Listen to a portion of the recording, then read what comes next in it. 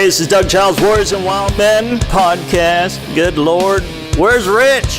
Doug, Rich! what's happening, Doug? What's going on there in Texas? Here I am from Arizona, hanging out with my friend kicking Doug. ass, as always, as Texans do, especially Christian Texans. Hey, let's get into a dicey topic for our single brethren and our sisters listening to the Warriors and Wildmen podcast.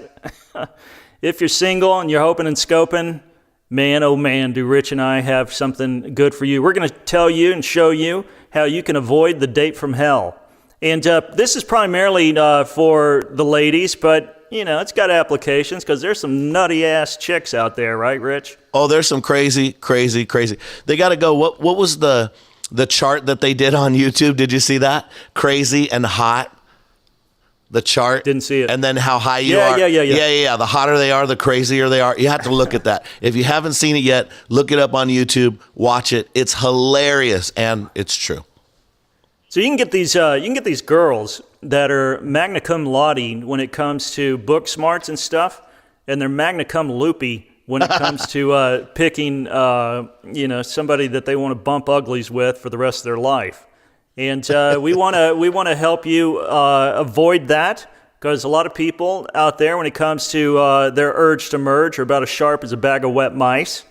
And I mean, think about Britney Spears. She's cute, and she's back in the day, and then all of a sudden, you see this girl and she's ascending and she's breaking all these glass ceilings. Her records are selling off the charts, and then she frickin' dates Kevin Federline and actually marries the guy, right?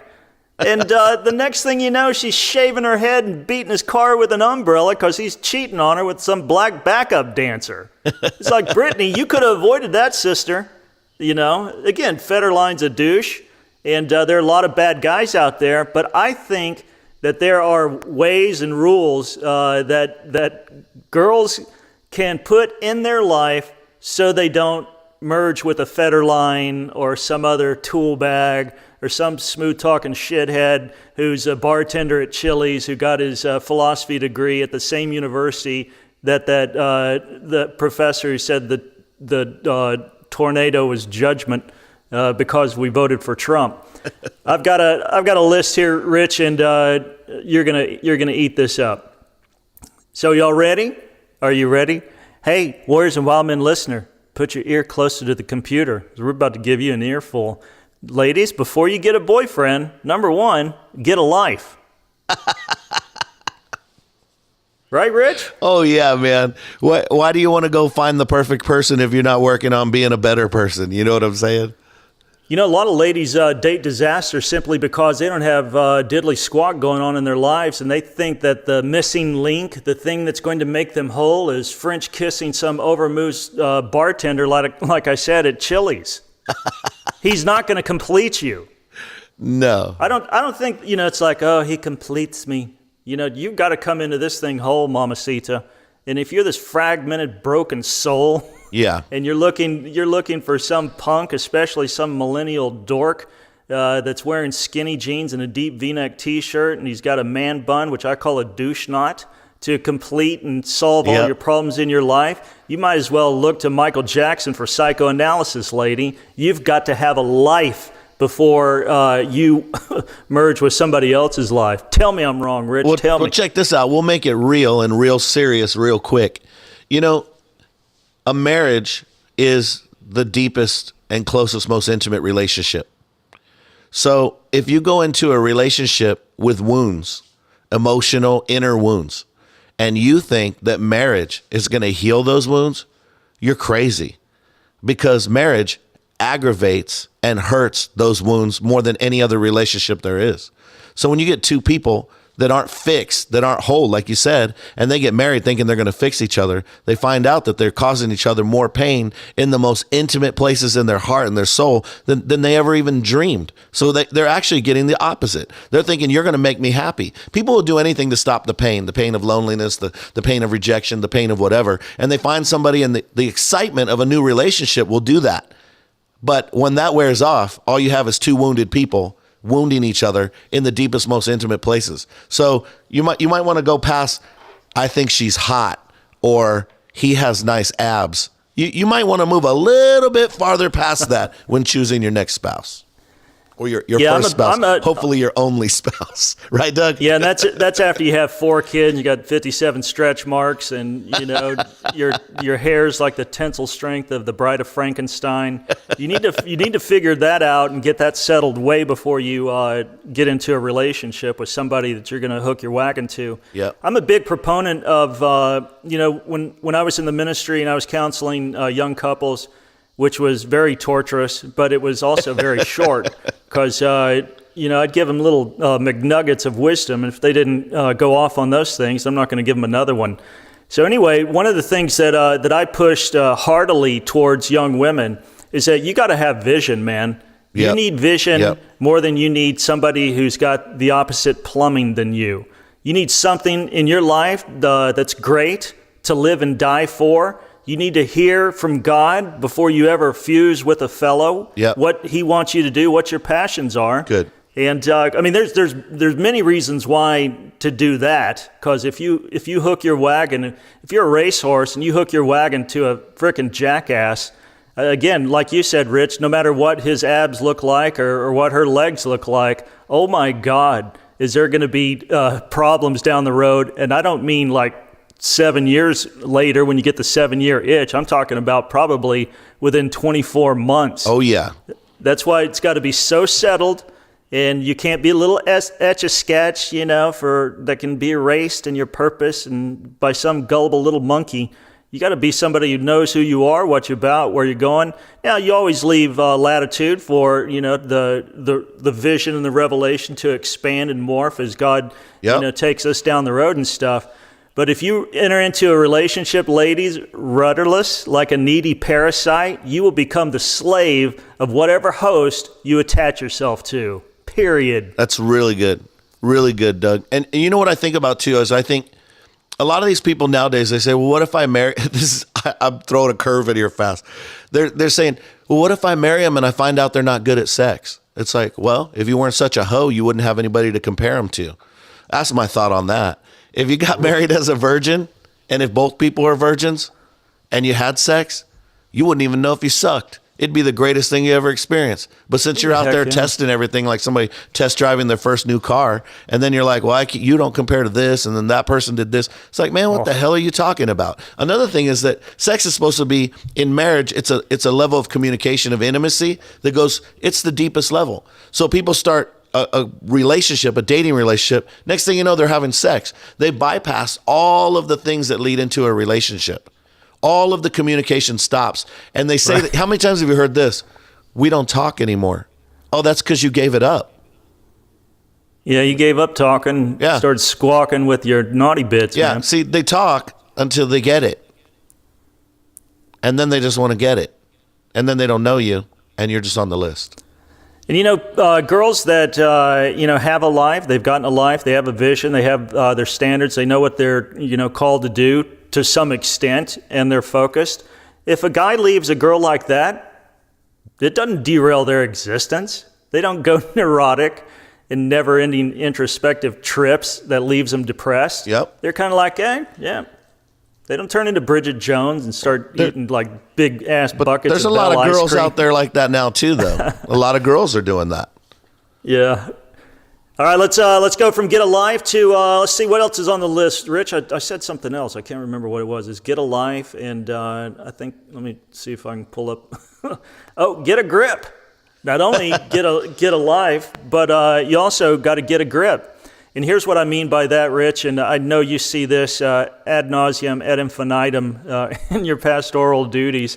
The first thing that usually vanishes when somebody feels, Richard, that they're in love is all cognizant thought. Here's where the hormones, Warrior and Wildmen listener, forcefully kick Lodge's ass to the curb and begin to drive your life like a drunk Gary Busey. You know what, Doug? I don't call it falling in love anymore. I call it falling in stupid. Because as soon as they start falling in love, they say things like, but I love him. It's like, hey, he doesn't have a job. but we love each other, and love is enough. And I always tell people, love doesn't pay the bills. And if it does, it's illegal, except in Nevada. So you need to have something a little bit more than just, I love him. Because I love him needs to be, I have a place to live, I have a car to drive, I have a job. And like you said, you have to have a goal and have a life. I think, going back to a point you made in Get a Life, when you induce sex into the mix, before getting a life and having a grip, then you're going to find out that because you've had problems keeping your hands off each other, is that your brain never catches up with your body. Yeah. And you start making these hideous decisions. Yeah. And it's just based upon, you had feelings, you followed the feelings, you didn't follow your head. And I like what St. Augustine said about his heart and his mind.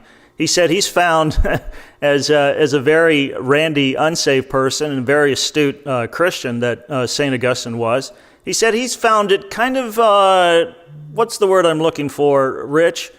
A bad idea for his head to ever follow, for his heart to ever follow something that his head is not convinced of. Oh, that's really good. So you gotta go in eyes wide open. And listen, I know we sound like frickin' romantic killjoys, but when you sit where Rich and I have sat for a total of 50 plus years, and you listen to the harrowing, haranguing stories of these messed up, effed up marriages and these fragmented children and all the shit storm that they had to go through. Yep. And it's simply because you didn't have a life and you didn't have a grip and you did some stupid stuff that your parents, your pastor, and your family and friends all warned you about. Then you would maybe take serious what we're talking about, even though, Rich, like I said, we seem a little bit unromantic. Yeah, I might be just a little jaded, a tiny bit jaded. But the reality is, Doug, is we don't have any reason to try to kill anybody's fun. Hey, man, I want people to have a great marriage. I want them to have insane sex. I hope that they ride off into the sunset doing great things for God and country. However, oh my God, and Rich, this is a good segue into point number 3. You better get compatible. Yep. Yeah, well, think about that, Doug. When I was younger and you make these mistakes and you go and you're running around and you're having sex and you're doing that stuff, you know what? People can say whatever they want. Nobody's saying that sex isn't fun, but there's an emotional and spiritual toll. It doesn't leave you feeling better. It leaves you feeling worse. Leaves you feeling guilty. Even before I was a Christian, I felt guilty. I was like, something's not right about this. I wasn't even serving God. I had no idea. I really felt guilty on this one escapade that I had on spring break down at South Padre Island. I still shout when I'm in the showers. When the memory comes, I'll be taking a shower and that memory will come into my head and flash back and I'll go, ah! And my wife's like, what was that noise? It's like, just reliving South Padre Island when I woke up that morning. Yeah, nothing good. Hey, you remember Paula Abdul, don't you? Oh, yeah. Cute chick back in the late 90s, or late 80s, early 90s. She had a song that I think a lot of men and women bought, which I think is complete 100% China white, uncut bullshit. And one of the phrases in the song, Sassy Paula sang, she said, "It ain't fiction, it's a natural effect." Or I'm sorry, "It ain't fiction, it's a natural fact. We come together, Rich, 'cause opposites attract." Oh, that is, Doug, I'm sick of hearing the opposite attracts garbage. That is garbage. Rich, who are you to question the multiple divorced and serial bad dater Paula Abdul? Well, I don't know. I'm multiple divorced serial bad dater. Maybe she can help me out. Here's the thing about the whole opposites attract, type thing. Sure, the opposites attract. But here's the conundrum, here's the rub, here's the $64,000 question is, will they stay intact when the crap hits the fan? And here's the answer: highly unlikely. Well, let me throw it out there like this, Doug. They talk about the love languages. We got the 5 love languages and what's your love language. You know what? I look at those and I can acknowledge that they make some sense. But me being the personality type that I am, and my love language is not romantic. It's acts of service. If you love me, do what you freaking say you're going to do. And guess how I show my love for you? I do what I say I'm going to do every freaking time. You know what's awesome about that? It's called a guppy. Yeah, it's called character. You know what I'm saying? So don't come in when I come home from work and then bring me a box of chocolates. I don't even like chocolates. And the house is a mess and there's no food. You know what I'm saying? Like, if you stay home all day, if you love me, clean this place up. If you love me, do what you said if you have a job and you love me, get to your job and do your freaking job. And then you don't love me. My attitude is I come home every night, don't I? I pay the bills. Right. You know what I mean? I see those new shoes on your feet. You don't see water spraying out from underneath the sink on that broken pipe. That's right. I paid somebody to fix it. Your motor's doing fine because I changed the oil in it as scheduled. Well, you have people with different personality types. I get that. And you make up for I lack. No, man, you got to have a common goal, and you got to have understanding about that. Because if you have somebody that's a type A hard worker driver and they're married to somebody that wants to lay around, oh, dude, you are talking about combat waiting to happen. Then you want to talk about passive aggressive manipulation, wars and within wars, and yeah, I saw this study about some of the top CEOs in America, and most of them have been married and divorced 2 or 3 times because the lady that they married, or the guy that they married, if they're a female CEO, they had no idea how the person was hardwired. And when they're driving and they're ambitious and they're clawing and scraping, tooth, fang, and clawing whatever pursuit that they were in and company they were trying to expand, there their wife was, or their husband, little wallflower. Just not along for the ride. Why aren't you home? Why didn't you call? Why? And the people were like, I made a mistake. We weren't compatible.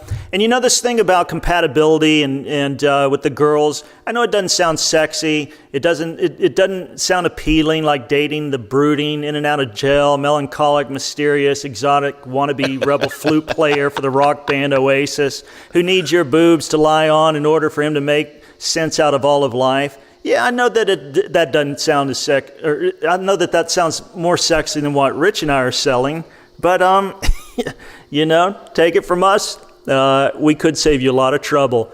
Get compatible. Don't sow your field with 2 different types of seed, and don't take your cart and put a donkey and a ox to pull it. Hey, Rich, I got one more point, and then we got to wrap. Get virtuous. Oh, yeah. Come on, Get man. a life, get compatible, get focused, and get virtuous. And listen, not letting the deal weed you just met hump your leg anytime soon is a surefire way to cudgel off the date from hell. Don't give him the cookie. Have you seen the movie Think Like a Man, Act Like a Woman? No. Oh, my God, you got to watch that. It was made by Steve Harvey. Tim Story, an evangelist, is the one who I think helped him produce it. But the message, very Christian message, very funny film, great storyline. The message is, don't let him sleep with you for 90 days and see if he sticks around. Hey, the whole point being is if you can go 90 days, then you can probably make it to the engagement, or you're going to find out real quick if this dude's in it only for the fajayjay. Yeah, that's right. No, that's good.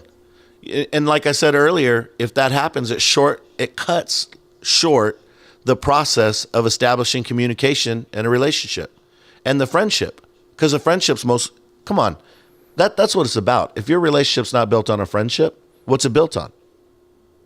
Where are you going? I know you're great friends with your wife, Doug. 3 years. We were buddies for 3 years, dated her roommates.